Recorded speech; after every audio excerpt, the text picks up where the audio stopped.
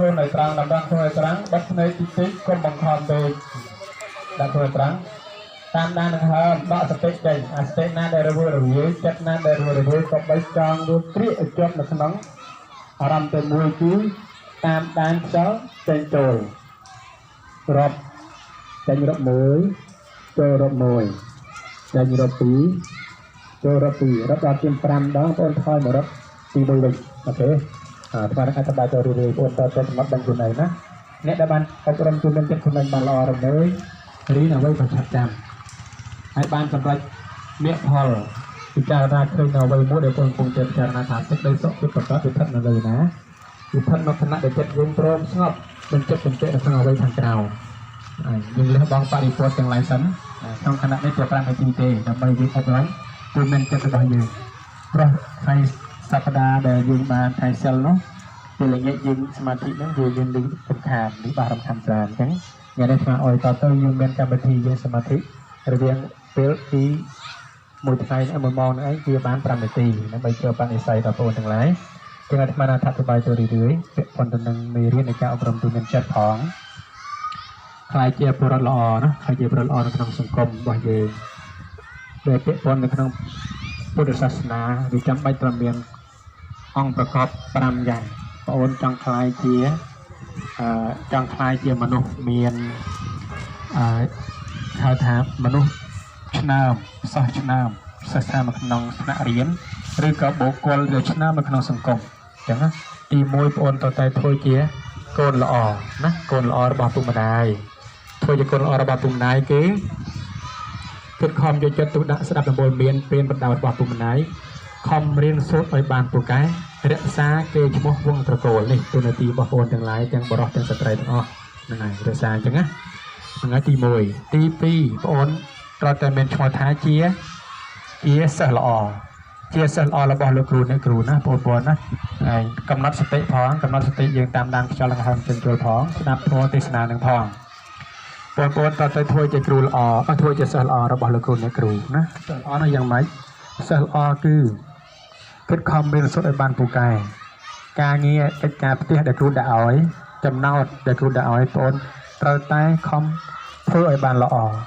ហើយនឹងរក្សាកេរ្តិ៍ឈ្មោះសាលានិងកិត្តិយសរបស់លោកគ្រូអ្នកគ្រូណានេះទូនទីរបស់បងប្អូនខ្លាចជាសិស្សឆ្នាំបានទី2ដែលយើងធ្វើជាសិស្សល្អរបស់លោកគ្រូអ្នកគ្រូខំរៀនសូត្រឲ្យបានពូកែនិងទី2ទី3គឺជាមិត្តល្អរបស់មិត្តរបស់យើងនៅក្នុងថ្នាក់រៀនណាទាំងក្រៅថ្នាក់ក៏ដោយពេលនៅក្នុងរៀនក៏ដោយពេលចេញរៀនក៏ដោយបងប្អូនតែធ្វើជាមិត្តល្អចេះស្រឡាញ់រាប់អានមិត្តដោយស្មោះចេះជួយយកអាសាមិត្តហើយចេះទូលមានមិត្តដែលធ្វើខុសឲ្យមកធ្វើល្អវិញមានរឹសអើងពណ៌សម្បុរមានរឹសអើងទ្រព្យសម្បត្តិឋានៈមានរឹសអើងវណ្ណៈពណ៌សម្បុរមានក្រណាមានរឹសអើងទេនឹងឯងនឹងហៅថាមិត្តល្អហ្នឹងហើយទី4គឺប្អូនតើធ្វើជាពលរដ្ឋល្អនឹងយ៉ាងម៉េចគឺត្រូវតែចូលរួមកសាងសង្គមជាតិណាចូលរួមកសាងសង្គមជាតិដែលបងបានសិក្សារៀនសូត្របានពូកែហើយត្រូវតែជួយកសាងសង្គមជាតិនិងរក្សាវប្បធម៌រក្សាគុណធម៌អរិយធម៌វប្បធម៌រក្សាប្រពៃណីខ្មែរនិងមរតករបស់ខ្មែរហ្នឹងណានឹងទី4ទី5បងអូនត្រូវតែធ្វើជាសាសនិកជនល្អរបស់ព្រះពុទ្ធសាសនាណាដូចថ្ងៃនេះយើងពលបានសិក្សាព្រះធម៌ណាជាសាសនិកជនល្អរបស់ព្រះពុទ្ធសាសនាហ្នឹងអញ្ចឹងបងអូនត្រូវតែសិក្សានៅព្រះធម៌អប់រំទូមានចិត្តដូចថ្ងៃនេះឯង